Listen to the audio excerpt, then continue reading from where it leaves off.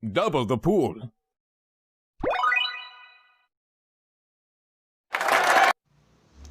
Assalamualaikum warahmatullahi wabarakatuh. Nama saya Muktasidatul Khoiroh, Prodi Hukum Tata Negara, Universitas Islam Negeri Sultan Taha Saifuddin Jambi. NIM saya 1061802220. Di sini, saya akan menjawab beberapa pertanyaan yang diberikan oleh Bapak Z. Haryanto, SHMH sebagai tugas akhir semester. Adapun pertanyaan yang pertama adalah, sebutkan serta jelaskan aspek pengelolaan lingkungan dan perlindungan ekosistem. Aspek pengelolaan lingkungan dan perlindungan ekosistem itu ada 6. Yang pertama, kebijakan penataan. Yang kedua, pemanfaatan. Yang ketiga, pengembangan. Yang keempat, pemeliharaan dan pemulihan. Yang kelima, pengawasan dan pengendalian. Yang keenam, penegakan hukum lingkungan. Adapun maksud dari kebijakan penataan yaitu menjamin terpenuhnya keadilan generasi. Penataan merupakan suatu proses perencanaan dalam upaya meningkatkan keteraturan dan ketertiban serta keamanan. Selanjutnya, pemanfaatan. Pemanfaatan yaitu memanfaatkan sumber daya alam, pemanfaatan kelestarian hayati atau fauna dan flora, dan pemanfaatan yang lainnya untuk mengelola lingkungan hidup dan perlindungan ekosistem. Jadi, cara pelestariannya, kita harus menanam kembali hutan yang gundul, jangan membuang sampah dan limbah sembarangan, supaya lingkungan hidup kita tidak tercemar. Selanjutnya, pengembangan. Pengembangan yaitu suatu upaya dalam menata lingkungan di suatu kawasan tertentu untuk menjadikan kawasan tersebut indah dan tentram.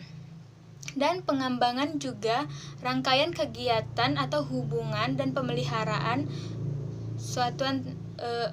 satwa terlindung. Selanjutnya, pemeliharaan dan pemulihan, yaitu kita harus menjaga kelestarian lingkungan di sekitar kita supaya lingkungan dan kehidupan kita terjamin kesehatan kita. Yang kelima, pengawasan dan pengendalian. Pengawasan dan pengendalian yaitu pemerintah harus mengendalikan sumber daya alam kita. Kita harus mengendalikan pencemaran atau kerusakan lingkungan hidup dalam ruang lingkup pelestarian fungsi lingkungan hidup. Selanjutnya, penegakan hukum lingkungan. Penegakan hukum lingkungan yaitu merupakan upaya untuk mencapai ketaatan terhadap peraturan dan persyaratan dan ketentuan hukum lingkungan. Baiklah, pertanyaan yang kedua. Di sini saya akan menganalisis video tentang lautan sebagai surga sampah di dalam video yang tadi.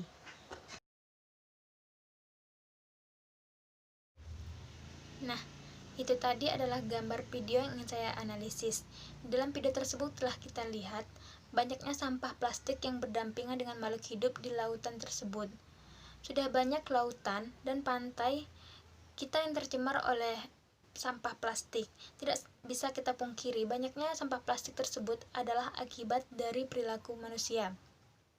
Pada saat sekarang ini, plastik menjadi kebutuhan sehari-hari, tetapi kurangnya kesadaran dari orang-orang untuk membuang sampah pada tempatnya mengakibatkan banyaknya kerusakan lingkungan di sekitar kita.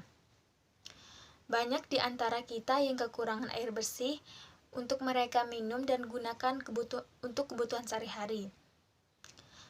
Gara-gara tercemarnya lautan dan sungai kita, tanpa mereka sadari juga, tercemarnya lautan kita adalah akibat dari sebagian mereka.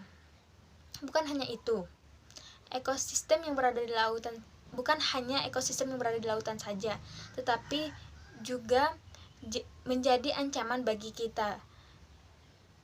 Dan solusinya kita harus membuang sampah pada tempatnya atau mendaur ulang sampah plastik tersebut. Dan untuk para pemerintah juga harus lebih tegas kepada orang-orang yang belum sadar terhadap plastik tersebut. Nah, Pertanyaan yang ketiga, saya dimintai satu kasus yang terjadi di lingkungan sekitar saya. Banyak sekali kasus yang terjadi di sekitar saya yang mencemari lingkungan hidup, seperti banyaknya sampah yang dibuang di perairan sungai di sekitar dan banyaknya tambang emas ilegal atau tidak memiliki surat perizinan oleh pemerintah. Dan contoh kasus yang lainnya adalah banyaknya penebangan atau penggundulan hutan untuk dijadikan tempat wisata dan untuk membuat kertas dan arang. Di sini saya akan membahas tentang penebangan pohon ilegal. Akibat orang-orang yang menebang pohon secara ilegal, itu membuat laju kerusakan hutan yang tinggi, lahan krisis, dan kerusakan lingkungan hidup, dan menyebabkan kebanjiran seperti yang terjadi beberapa pekan lalu, yang mengakibatkan beberapa daerah tenggelam oleh banjir dan longsor. Adapun solusinya, kita harus selalu waspada terhadap banjir dan longsor, karena itu bisa terjadi kapan saja. Untuk itu, terkhusus kepada masyarakat sekitar dan kepada seluruh masyarakat atau penduduk Indonesia untuk sama-sama menjaga kelestarian hutan serta membersihkan saluran pembuangan air di sekitar rumah.